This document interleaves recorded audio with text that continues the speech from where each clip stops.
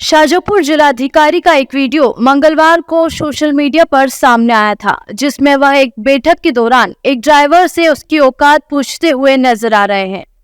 हालांकि अपनी गलती का एहसास होने के बाद जिलाधिकारी किशोर कन्याल ने इस बात के लिए अफसोस भी जताया है।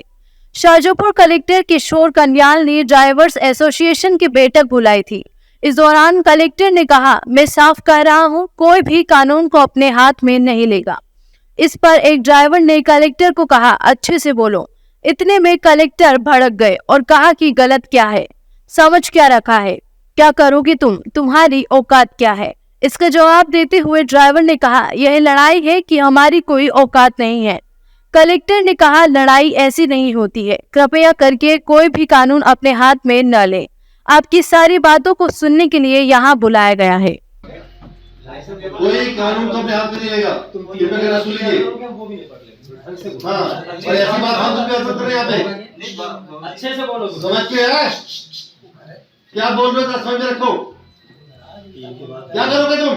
क्या एक औकात है तुम्हारी? यही तो चीज है सर, हम यही लड़ाई, हमारी कोई नहीं, ये कोई लड़ाई ऐसी होती है। इसी कड़ी को लेकर मध्य प्रदेश के शाजापुर में बड़ा एक्शन लेते हुए मुख्यमंत्री मोहन यादव ने शाजापुर कलेक्टर किशोर कन्याल को हटा दिया है। इसी के साथ सीएम मोहन यादव ने ये संदेश देने की कोशिश की है कि राज्य में किसी भी स्तर पर लापरवाही या अनुशासनहीनता को सहन नहीं किया जाएगा। ऐसे आचरण के खिलाफ सरकार बिना देरी किए कार्रवाई करने को तैयार है। मुख्यमंत्री डॉक्टर मोहन यादव ने कहा कि यह सरकार गरीबों की सरकार है, सबके काम का सम्मान होना चाहिए और भाव का भी सम्मान होना चाहिए।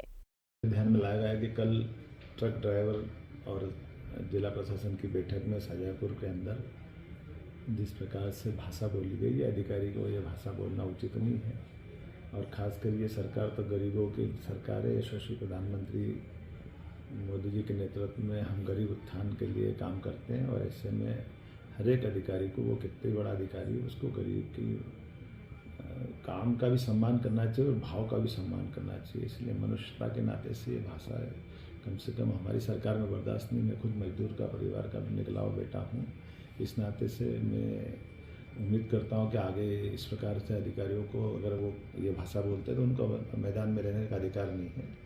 मैं उम्मीद करता हूं कि अब दोबारा जो अधिकारी आएगा वो इस प्रकार की भाषा का और व्यवहार का ध्यान रखेगा और इस प्रकार की भाषा जो बोली जाती है, मेरे मन में बहुत पीड़ा हुई इस बात की। मैं कभी क्षमा नहीं करूँ इस तरह की बातों को। धन्यवाद। इसी बात पर अफसोस जताते हुए कलेक्टर ने मांगी माफी और कहा, बैठक ट्रक ड्राइवरों को लोकतांत्रिक तरीके से अपने मुद्दे उठाने को कहने के लिए आयोजित की गई थी, लेकिन उनमें से एक अन्य लोगों को भड़काने की कोशिश कर रहा था और आंदोलन तेज करने की धमकी दे रहा था, जिसके कारण मैंने इन शब्दों का इस्तेमाल किया। अगर मेरी बातों से किसी को ठेस पहुंचती है तो मैं खेद व्यक्त करता हूं। बस ड्राइवर्स उनके साथ और हमारा उद्देश्य ये था कि उनको क्लैरिटी रहे कि कोई भी व्यक्ति कानून व्यवस्था को नहीं बिगाड़ेगा। आपको अपना आंदोलन शांतिपूर्ण से कीजिए, कोई समस्या नहीं है। लेकिन आम जन को ध्यान में रखते हुए जो भी हमारे ट्रकर्स या व्हीकल्स जो भी सामान ला रहे हैं, जो पैसे आ जा रहे हैं, उसको कोई रोकेगा नहीं।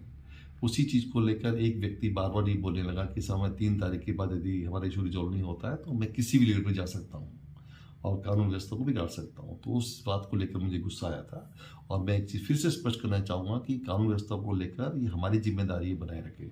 आम जन की सुरक्षा को व्यवस्थित रखना हमारी जानकारी, हमारी जिम्मेदारी है और किसी भी हालत में हम लोग ऐसी स्थिति नहीं उत्पन्न होने देंगे।